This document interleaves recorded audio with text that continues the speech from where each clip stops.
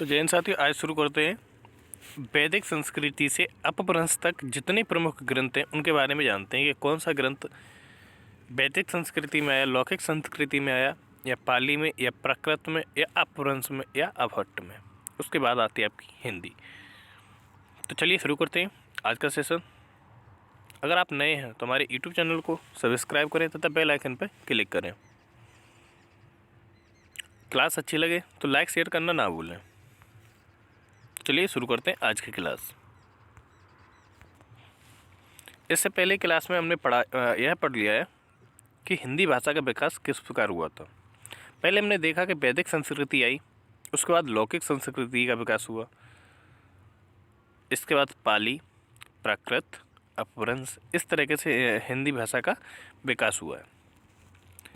अब हमारे मन में प्रश्न यह उठता है कि वैदिक संस्कृति व अन्य सभी संस्कृतियों या भाषाओं जिनका अलग अलग समय पर विकास हुआ, उनमें कौन सी किताब या ग्रंथ या नाटक आदि लिखे गए। जैसे मैंने पहले बताया था आपको कि जैसे हिंदी के लौकिक संस्कृति क्या थी, वैदिक संस्कृति क्या थी। अब हम उसे देखना चाहें तो हमें कैसे समझेंगे कि वैदिक संस्कृति में कौन सी भाषा बोली जाती है या कौन सी कैसी भाषा लिखी जाती थी। इसे समझने के लिए जो उस समय ग्रंथ लिखे गए उन्हें अगर हम समझ लें तो हमारी समझ में आ जाएगा कौन सी वैदिक संस्कृति की भाषा का लिखा हुआ ग्रंथ है और कौन सा लौकिक संस्कृति का। तो वैदिक संस्कृति में पहले समझते हैं वैदिक संस्कृति। तो वैदिक संस्कृति में लिखे गए ग्रंथ एवं वैदिक साहित्य ऋग्वेद, यजुर्वेद, सामवेद, अर्थवेद, ये 4 वेद किसमें लिखे गए? वैदिक संस्कृति में। अब यहाँ एक सबसे बड़ी बात है कि ऋग्वेद जो है वो सबसे पुराना वेद है। इन वेदों को श्रुत भी कहा जाता है। क्या कहा जाता है? श्रुतो। हम सभी ये जानते हैं कि वैदिक संस्कृति की प्रकृति संगीत में अर्थात गाने वाली होती थी, इसलिए इनका उच्चारण करने वाले ऋषि मुनि भी अलग अलग होते थे। ब्राह्मण ग्रंथ जो वैदिक साहित्य में लिखे गए, ऐत्रेय, कौशितकेय, शतपथ और गोपथ। वैदिक साहित्य में कुछ आरण्यक भी लिखे गए हैं। वैदिक साहित्य में उपनिषद भी लिखे गए। वैदिक संस्कृति आई उसमें क्या लिखे गए? आरण्यक लिखे गए। और क्या लिखे गए? उपनिषद, जैसे छंदय, मुंडक, केन, ईश, कंठ, मांडूक्य आदि। गायत्री मंत्र, एक बात और बताइए, गायत्री मंत्र किस उपनिषद में लिखा गया? मुंडको उपनिषद में। अब समझते हैं कि लौकिक संस्कृति में क्या लिखा गया।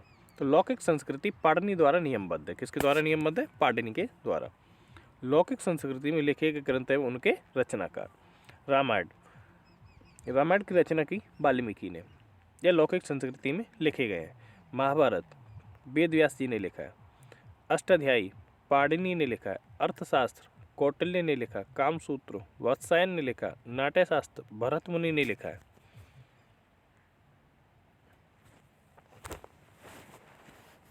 अब एक है आपका काव्यालंकार, ये भामा ने लिखा है। इसका दौर भी जाना है। काव्यदर्श महर्षि दंडी ने लिखा है। ध्वन्यालोक आचार्य आनंदवर्धन ने लिखा है। काम्यमीमांसा राजशेखर ने लिखा है। सरस्वती कंठा या भरण्यम राजा भोज ने। काव्य प्रकाश आचार्य मम्मट ने लिखा है।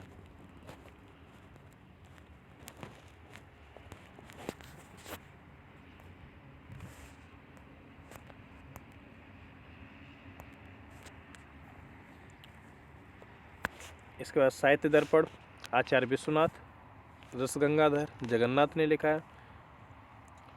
मत्स्यकटकेय शूद्रक ने लिखा है। मुद्रा राक्षस विशाखा दत्त ने लिखा है। ऐसे प्रियदर्शिका नागानंद रत्नावली यह हर्षवर्धन ने लिखा है। मालती माधवम भवभूत ने। बुद्ध चरित्रम अश्वघोष और कीर्तार्जुनम माघ ने। तो ये जो ग्रंथ हैं वो किस में लिखे गए हैं? लौकिक संस्कृति में। इसका राजतरंगिणी कल्हड़ द्वारा लिखी गई अभिज्ञान शाकुंतलम, ये भी किसके द्वारा? कालिदास के द्वारा। ये किस भाषा में लिखे गए? लौकिक संस्कृति में। अब बात करते हैं पाली में क्या लिखा गया। पाली भाषा में लिखा गया त्रिपिटक साहित्य। पहला है जिसमें सुप्त पिटक जो भगवान बुद्ध के उपदेश मिले हैं, विनय पिटक जिसमें आचार व्यवहार से संबंधित है, अभिधम्म पिटक जो दर्शन शास्त्र से संबंधित है। अतकथा या नोट है, यह त्रिपिटक का वर्णन करने के लिए लिखी गई बुद्ध घोष द्वारा रचित विशुद्धि मग्ग।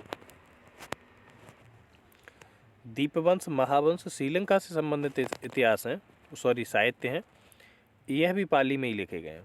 पाली का व्याकरण कच्चान मोगललान के द्वारा किया गया। अब बात करते हैं पाली के बाद प्राकृत साहित्य में क्या लिखा है। तो आगम साहित्य यानी कि ये जैन ग्रंथ गाहा सतसई ये हाल के द्वारा लिखी गई है।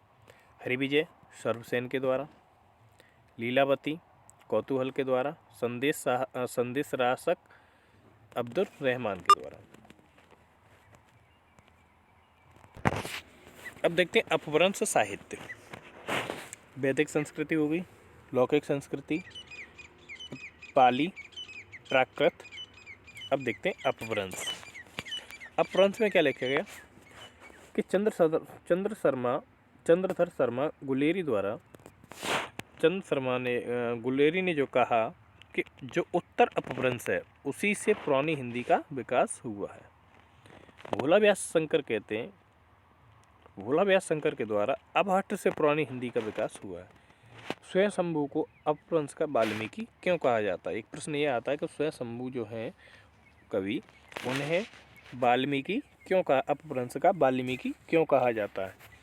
क्योंकि इन्होंने अपभ्रंश भाषा में राम जी के जीवन के ऊपर रामकथा, पौचरेयों की रचना की। यही कारण है कि इनको अपभ्रंश का वाल्मीकि कहा जाता है। पुष्पदत्त को अपभ्रंश का भवभूति कहा जाता है। नोट पॉइंट याद रखना कि स्वयं शंभू को अपभ्रंश का क्या कहा जाता है? वाल्मीकि। और पुष्पदत्त को अपभ्रंश का भवभूति कहा जाता है। इन्होंने अपभ्रंश में अनेक रचनाएं लिखी हैं। महापुराण, जसर चरित्र, न्याय कुमार चरित्र, इसमें कामदेव के पुत्र नाग कुमार का वर्णन मिलता है। शिव सिंह सरोज के द्वारा हिंदी के आदि कवि के रूप में पुष्पदंत को ही माना गया है। अपभ्रंश भाषा के प्रमुख कवियों और तथा उनकी रचनाओं को समझते हैं। स्वयं शंभू कवि द्वारा पौचरेम जिसमें राम कथा का वर्णन किया गया, यह रचना लिखी गई है अपभ्रंश में।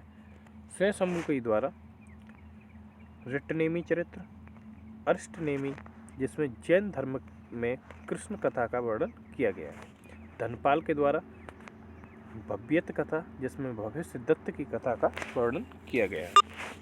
राम सिंह कवि के द्वारा पाहुड़ दोहा, कुशललाभ के द्वारा ढोला मारू राधुआ विरह लिखा गया है। जिनदत्त सूरी के द्वारा उपदेश रसायन, रास नृत्य गीत और रसकाव्य लिखा गया है। इसका अब्दुल रहमान को हरिप्रसाद द्विवेदी ने हिंदी का प्रथम कवि माना है। अब्दुल रहमान को क्या माना है? हरिप्रसाद द्विवेदी ने हिंदी का प्रथम कवि माना। तो साथियों, कैसी लगी जानकारी? क्लास अच्छी लगी हो तो लाइक शेयर करना ना। ये सभी एग्जाम के लिए है। हिंदी जो है, जिन सभी एग्जाम में हिंदी आती है उन सभी के लिए क्लास बहुत ही महत्वपूर्ण है। क्लास अच्छी लगी हो तो लाइक शेयर करना ना भूलें। अगर आप नए हैं तो हमारे यूट्यूब चैनल को सब्सक्राइब कर लें तथा बेल आइकन पर क्लिक करें। जय हिंद। हाँ, एक बात और, मिलते अगली क्लास में हम पढ़ेंगे। अब पढ़ेंगे हिंदी की प्रमुख बोलियां,